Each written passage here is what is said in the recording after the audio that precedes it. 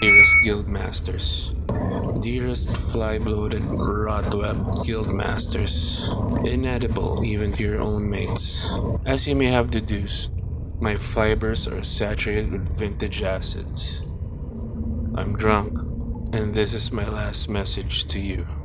Please know that after 30 years of worthless, frustrating struggle, after 30 years of wasting our lives on this incomprehensible, stupid planet, after 30 years, the invasion of Egyptu is a complete failure. I should have known from the moment I first saw the two motionless giants, all those bitter years ago.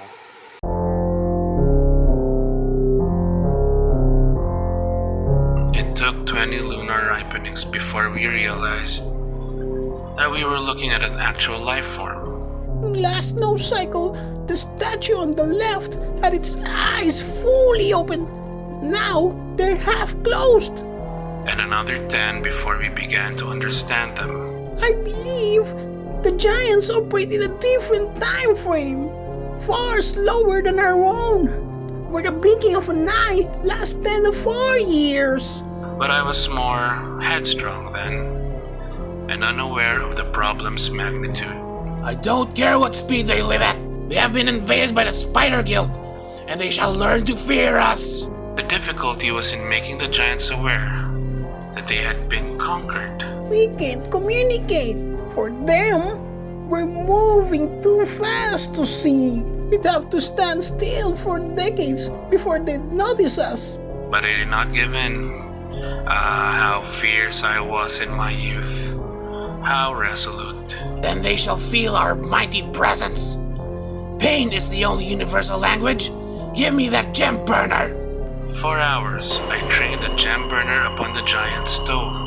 When I'd finished, the spot wasn't even warm. To the giant, it hadn't had time to grow warm. This was thermodynamically impossible. We lived with it. As we've learned to live with a lot of things since then, the boredom, the maddening silence, the sheer futility of our task. How do you subjugate an enemy who isn't capable of noticing you? One by one, my soldiers have gone insane and died here, in the shadow of these oblivious monoliths. Tonight I join them. Farewell, Guildmasters. May the fate web blight your eggs. This is Strand Captain Fomalhopos. His resignation. Time passed, reducing flesh to powder, reducing hard metal lines to soft and rounded heaps of rust. Time passed in a languid and geologic pace, depending on your point of view.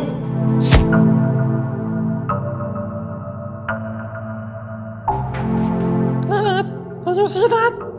See what? This cloud just sprang up from nowhere, and for a second you could see funny shapes whirring around inside it. Well, don't let it worry you. Life's too short. And they sat and pondered the wisdom of this, while Vega strode through the sky above them, rising and setting 1,000 times a second. Shana, Shana, Shana, G.